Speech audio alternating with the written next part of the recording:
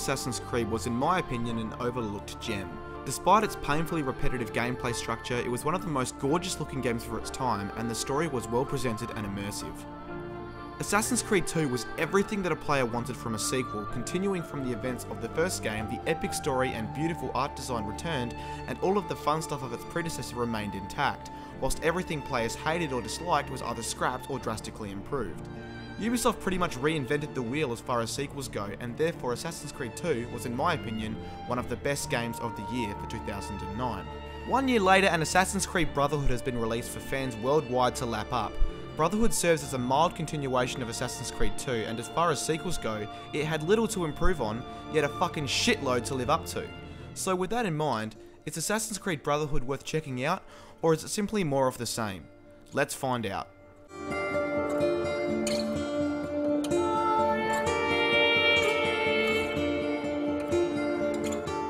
Following suit to previous games in the series, Assassin's Creed Brotherhood contains two subplots that make up the overall story. Directly leading off from the events of its predecessor, Brotherhood places players yet again in the shoes and boots of Desmond Miles and Ezio Auditore da Firenze in the battle raging between the Assassins and the Templars in both the present day and throughout Renaissance Italy centuries ago. After defeating Rodrigo Borgia, Ezio returns to his Uncle Mario's villa for some well-earned rest and relaxation. This is of course short-lived, as the villa is promptly attacked by Rodrigo's son, Cesare, as well as an army capable of destroying the villa. Ezio's uncle is unfortunately killed in the attack, and Ezio, of course, sets out on a quest for revenge against Cesare and the entire Borgia family. So consider this an invitation from my family to yours!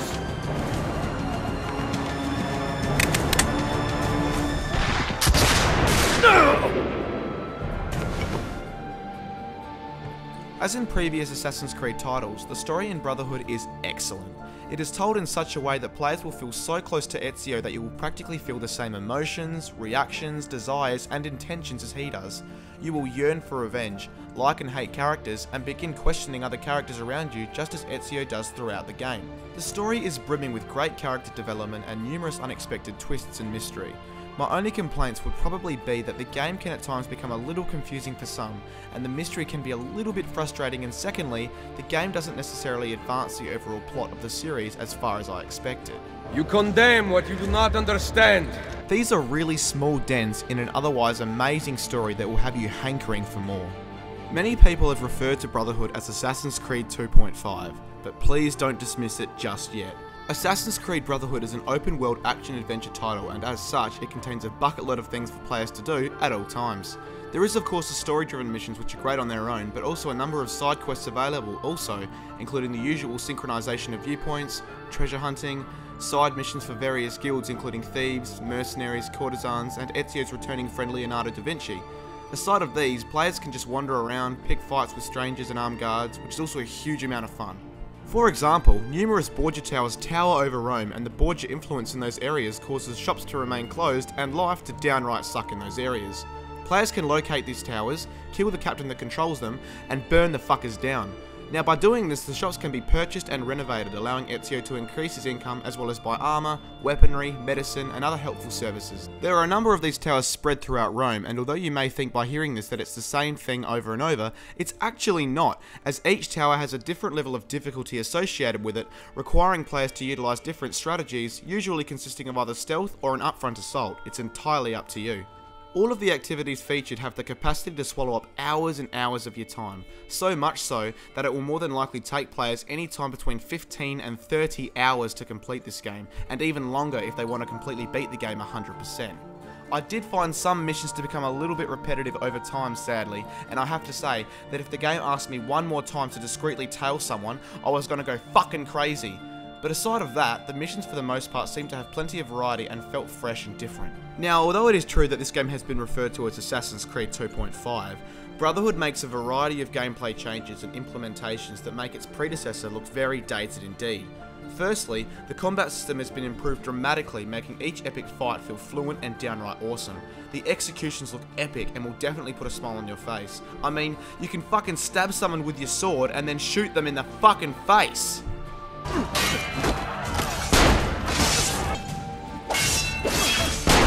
Ezio's counterattacks will actually kill enemies, and Ezio now has the ability to chain executions together to take out numerous guards almost simultaneously. So unlike in Assassin's Creed 2, where you would flee from 10 plus guards, in Brotherhood the combat is so much better that you will pretty much be looking for a fight and fleeing will be a mere memory. In an effort to remove the tiresome monotony of travelling from point A to point Z from its predecessor, Ubisoft have included some new features to reduce the amount of travelling required to get to places. Firstly, you can ride your horse anywhere, whether it be in open fields or through busy streets, and secondly, a tunnelling system has been included allowing players to walk to a number of tunnel entrances that can be unlocked throughout Rome, making long tiresome journeys on foot a thing of the past. Now, probably my most favourite feature of the game is that Ezio can now recruit a number of assassins to fight alongside him, in a feature known as the Assassin's Guild. Players can use their assassins to discreetly take out guards or key targets, or simply just fight alongside them. They can be called at almost any time, and every time you use them for something they gain XP. They can be also sent out on contracts throughout Europe to earn additional experience points, and as they gain these points they can be upgraded with improved armour and weaponry. Additionally, as your assassin recruits level up, they become much more efficient in combat, almost to the point where they're just as good as Ezio himself. They can die, however, which can be sad at times, as you can literally have them with you right throughout your Brotherhood experience. The game also incorporates challenges associated with every memory sequence, where in order to achieve 100% synchronization, you have to meet certain criteria. For example, for one mission it may be do not take any damage, or kill your target with one of your recruited assassins, etc. This does add replay value to the game for those people that want to complete it 100%, but for the more casual, not so compulsive gamers out there, it may be a little bit disheartening to finally complete a difficult mission only to be told that you only did it half right. So I guess to put it simply, the single player component alone in Assassin's Creed Brotherhood is well worth the recommended retail price. I mean, to put it to you this way, I completed the single player campaign over a week ago and I'm still fucking playing it.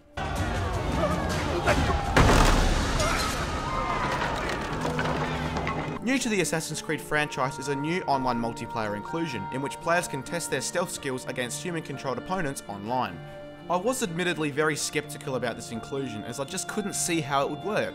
Thankfully, I was proved completely wrong. Brotherhood's online multiplayer encompasses a variety of game modes in which players can team up against other teams or just fight for themselves. Out of the game modes available, by far the most addicting and the most played is the Wanted mode. Now, I won't go into a great detail here because I have already uploaded a few gameplay commentaries explaining the ins and outs of how this works, but I will pop the links in the description. In short, it places up to 8 players in a variety of settings, and each player's role is to assassinate an enemy player, whilst at the same time having someone on the hunt for them. Therefore, players must strategize and use discretion to kill their targets, but at the same time avoid their pursuers. This is great fun and allows players to really think about how they should approach each assassination, as one wrong move could mean instant death. Throw in a leveling system, as well as a number of useful perks to make you a more efficient killer, as well as a custom class creation option, and you have one addicting online experience that will bring a new meaning to the phrase, just one more game.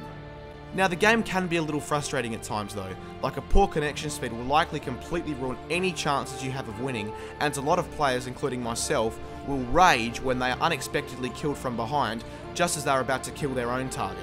Oh, come on! Ah, shit! Fuck! Moving on to the presentation, Brotherhood visually is a beautiful game. Model detail is exquisite and the environment throughout Rome looks authentic and downright breathtaking. I particularly like how much attention to detail was paid to the world-renowned Colosseum. It looks amazing, almost like a postcard.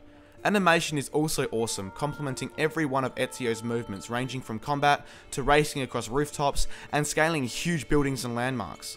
The in-game cutscenes are wonderful and the visual style alone held my interest, and I just couldn't wait for the next cutscene. On the negative side, the game does have to load a fair bit, which can be a tad boring at times, and a few minor bugs here and there prevent the game from being stellar in the graphical department. But these are minor issues that I cared almost fuck all about. I just mentioned them because it's a review, and I probably should. Voice acting is fantastic across the board, and Jesper Kyd once again provides an epic soundtrack that complements every moment of the game. What are you waiting for?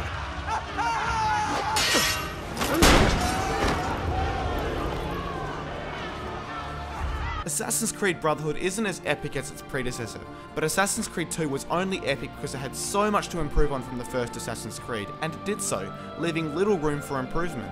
So rather than completely changing a successful, enjoyable formula, Brotherhood delivers what players like, but at the same time making a number of changes to make the game even better. Just the changes to the combat system and the Assassin's Guild function alone sold me to this epic title.